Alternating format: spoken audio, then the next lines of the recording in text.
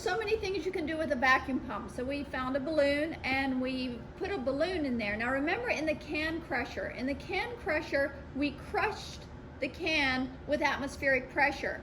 Now we're going to do the reverse to this balloon. Right now this balloon is under 1 atmosphere of pressure inside this jar. We are going to remove some of the pressure on that balloon, and what do you expect will happen? Let's find out. Wait. So you're going to remove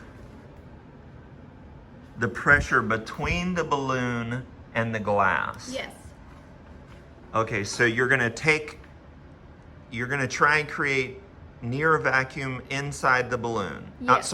Inside the glass chamber. Not inside the balloon. The amount of air in the balloon, the mass of the air in the balloon can't change. The volume of air in the balloon can. How? Because we're changing the pressure on the balloon. We can't change the mass. The mass is in there. When I blew it up, I blew in a quantifiable amount of mass and it's done. But I can change the volume on the balloon. Let's do it.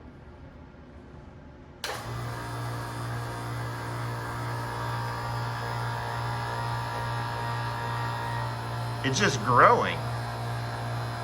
But the mass of the air is staying the same. The volume of the balloon is increasing because the pressure outside of the balloon is decreasing.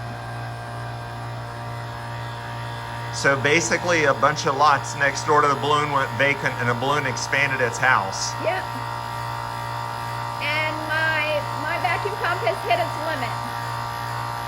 Okay, now, this isn't a perfect seal, but watch what happens when I add the pressure back. It goes back to its original size, give or take. Did the mass of air inside the balloon ever change? No. What about, did the pressure inside the balloon ever change? So Aubrey asked a good question. He said, are we talking about the pressure inside the balloon or the pressure on the balloon? So this is what we know. We know that the air in the balloon has a fixed mass. So we know that the mass is constant. How do we know that? Well, I blew a fixed amount of air into this balloon and the mass is not going to change. So the mass is constant. The mass of the air in the balloon is constant. We also know from physics that force equals mass times acceleration.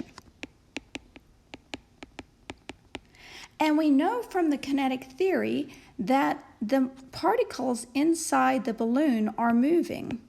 The kinetic theory says that particles of a gas move in constant rapid straight line motion and that their collisions are elastic. So the acceleration of, or the kinetic energy of those particles, which is really related to velocity, is not going to change or shouldn't change. Why? Because the temperature is constant. So therefore, the kinetic energy of the molecules and the velocity of the molecules should stay the same. And if there's no change in velocity, then the acceleration of the particles should not be changing. We also know that pressure equals force over area.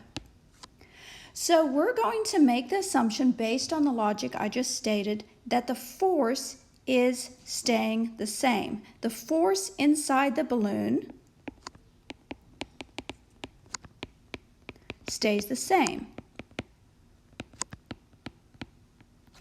But we do know that the area of the balloon is increasing.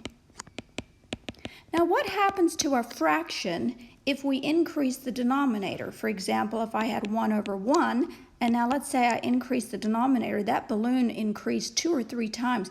If I increase the denominator to 3, now here I have 1 and here I have 0.33. So that would mean that my pressure inside the balloon should have gone down. So why did the balloon get bigger? Well, the balloon can only get bigger if the pressure inside is greater than the pressure outside. The pressure outside the balloon kept decreasing. Why? Because I was running my vacuum pump. So even if the pressure on the balloon is decreasing, and based on the above logic, it is, the pressure outside is decreasing more, so the balloon is getting bigger. If anyone has any comments they want to add to this explanation, please comment in the comments, because I'm very interested to know your thoughts. Now this is really fun with shaving cream, so I think we need to go and buy some shaving cream. I heard shaving cream's a mess. Yes, it's a mess, but you're here to help me clean up, and we can buy an egg too if they have eggs. They didn't have eggs yesterday.